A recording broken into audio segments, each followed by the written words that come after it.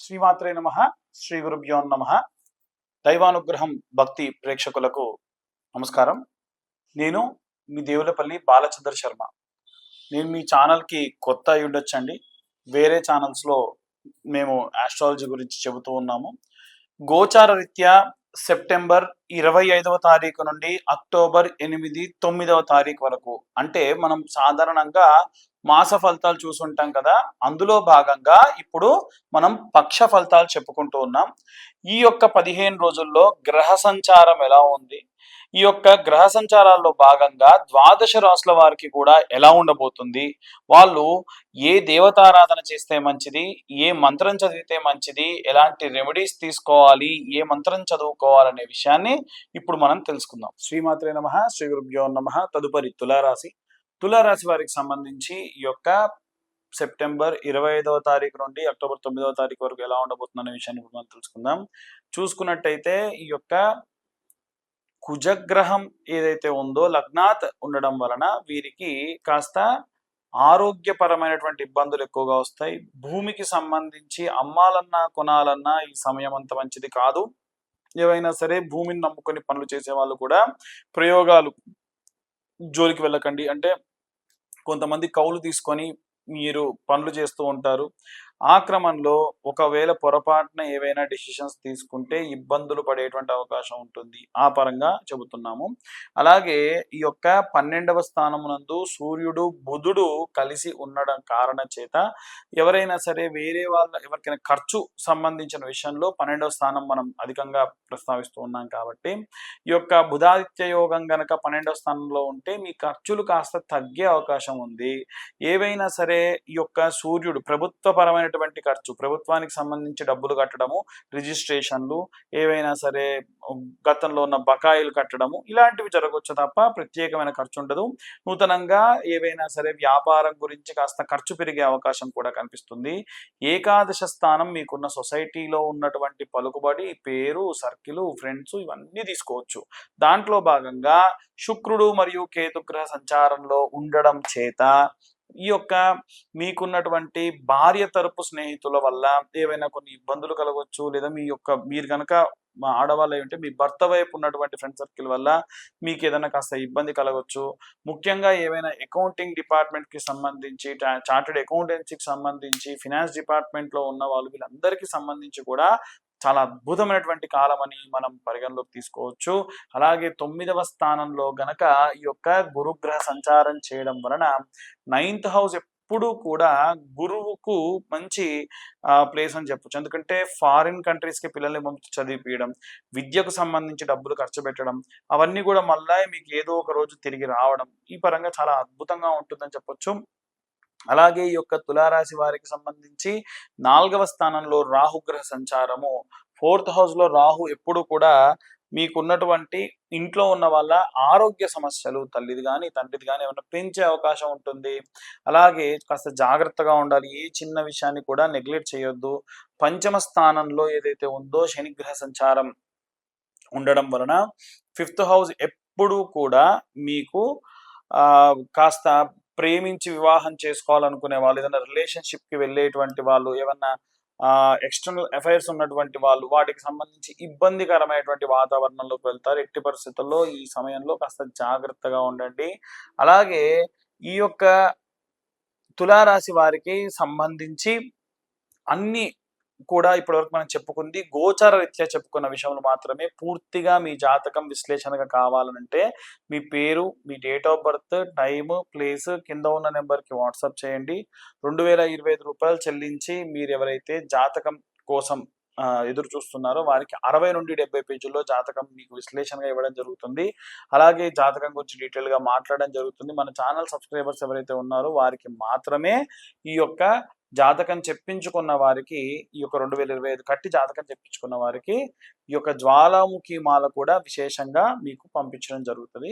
అలాగే ఇక అన్ని వర్గాల వాళ్ళు కూడా ఏ మంత్రం చదవాలి, ఎలాంటి వివాహము, సంతానం కాని వారికి ఏ మంత్రం చదవాలి, ఏవైనా సరే కాస్త వేరే వాళ్ళ చేతికి వెళ్ళిన డబ్బులు తిరిగి రావాలంటే ఏ మంత్రం చదివితే మంచిది అనేటువంటి విషయాన్ని ఇప్పుడు మనం తెలుసుకుందాం. ఇప్పటి వరకు గోచార రీత్యా ఉన్నటువంటి గ్రహ సంచారాన్ని చూసాం. అందులో భాగంగా ఇవాళ రేపు అందరికీ బాగా వేధించే విషయం ఏంటండి? వివాహం కావట్లేదు. ఇక వివాహం అయితే సంతానం కావట్లేదు. కాబట్టి వీటిల్లో చాలా రకాలైనటువంటి కారణాలు ఉండొచ్చు.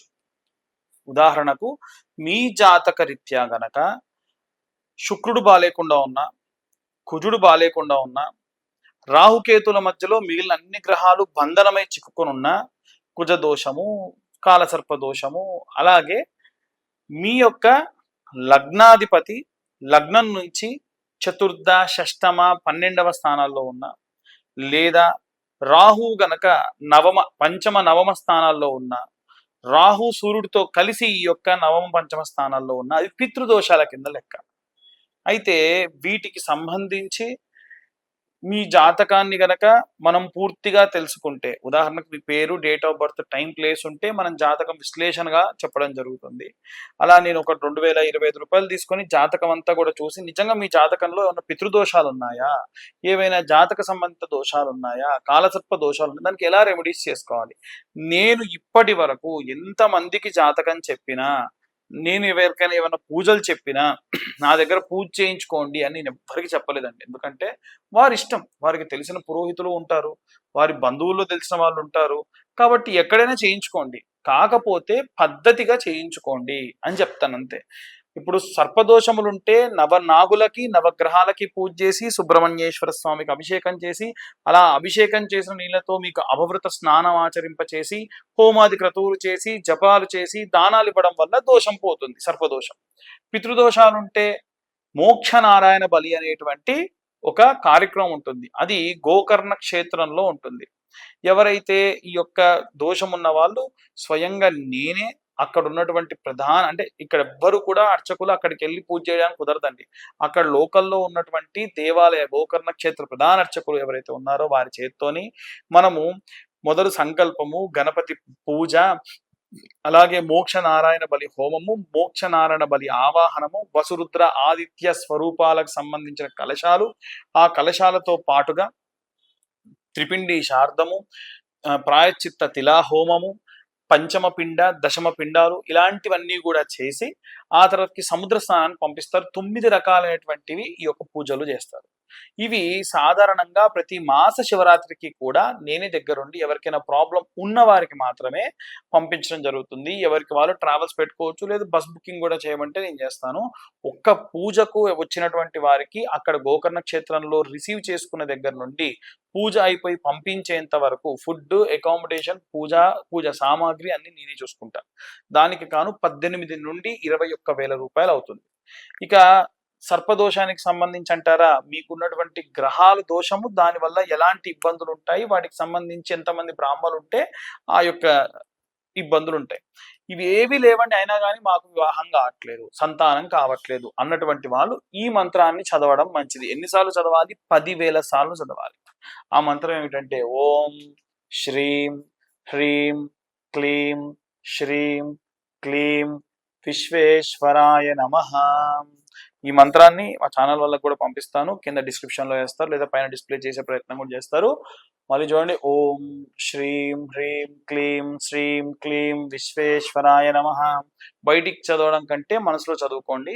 కూర్చునే ముందు మీరు ఏ సంకల్పంతో కూర్చుంటున్నారు అనేది ముఖ్యం. కాబట్టి ఆచమనం చేయాలి. కాలు చేతులు శుభ్రంగా కడుక్కొని, స్నానం చేసినా సరే కాలు చేతులు కడుక్కొని ఒక మంచిగా సుఖాసనం వేసుకొని కూర్చొని గ్లాస్లో నీళ్లు, స్పూను, ఒక ప్లేట్ పెట్టుకొని ఆచమనం చేసి 3 సార్లు కేశవాయ స్వాహ, నారాయణాయ స్వాహ, మాధవాయ స్వాహ అని చేసి 4సారి నీళ్ళు వదిలేసి మనసులో మీ గోత్రం పేర్లు అనుకొని, మీకు శీఘ్రం వివాహం కావాలా, వివాహం కావాలి, లేదా సంతానం కావాలా, సంతానం కావాలి, మీ పిల్లలకు వివాహం కావాలా, పిల్లలకు సంతానం కావాలా, వాటికి సంబంధించి మనసులో సంకల్పించుకొని ఈ మంత్రాన్ని చదవండి. ఇలా చదవడం వలన ఖచ్చితంగా వారికి వివాహం కాని వారికి వివాహము, సంతానం కాని వారికి సంతానం కూడా అవుతుంది.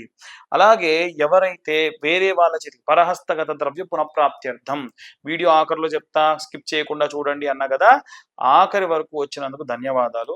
ఇప్పటి వరకు లైక్, షేర్ చేయని వాళ్ళు ఎవరన్నా ఉంటే, ఇది ఏమన్నా కొంచెం ఇన్ఫర్మేటివ్గా ఉంటే ఇంకొంతమందికి షేర్ చేయండి, లైక్ చేయండి, వీరైతే సబ్స్క్రైబ్ చేయండి. కొంచెం మాలాంటి వాళ్ళకి ఎంకరేజ్మెంట్గా ఉంటుంది మీరు సబ్స్క్రైబ్ చేయడం వల్ల.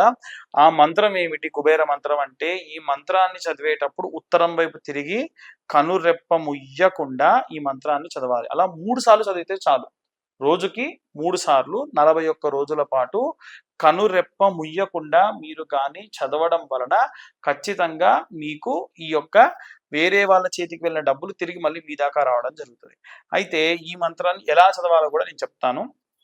కింద డిస్క్రిప్షన్‌లో ఇస్తాము. వీలైతే డిస్‌ప్లే కూడా వేసే ప్రయత్నం మా ఛానల్ వాళ్ళు చేస్తారు.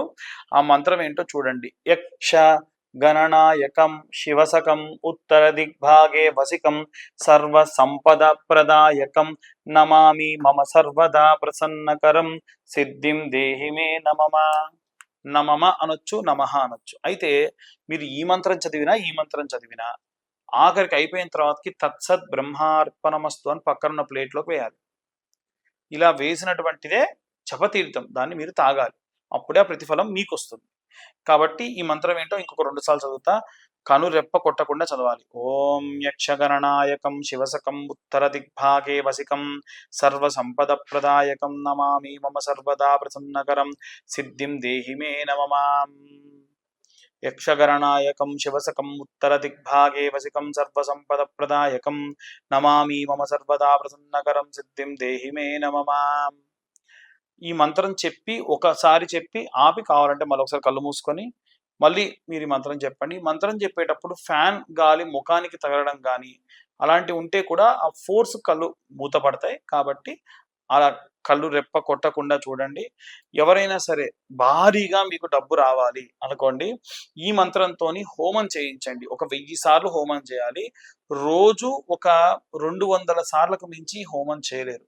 ఎందుకంటే కూర్చున్న అర్చకుడు కూడా వీలైనంత తీక్షణంగా అగ్నిని చూస్తూ వేయాలి. కాబట్టి కనురెప్ప కొట్టొచ్చు, హోమానికి తప్పు లేదు. కానీ వీలైనంత వరకు కనురెప్ప మూయకుండా అతను హోమం చేయాలి. కాబట్టి రోజుకు 200 హవిస్సులు వేస్తూ 5 రోజుల పాటు ఈ హోమం చేయడం వల్ల ఎవరైనా సరే భారీగా ధనం రావాల్సినటువంటి వారు మళ్ళీ మీ దాకా ధనం రావడం జరుగుతుంది. ఆసక్తి కలవారు మాతో చేయించుకోవాలనుకుంటే కింద ఉన్న నెంబర్‌కు కాంటాక్ట్ చేయండి.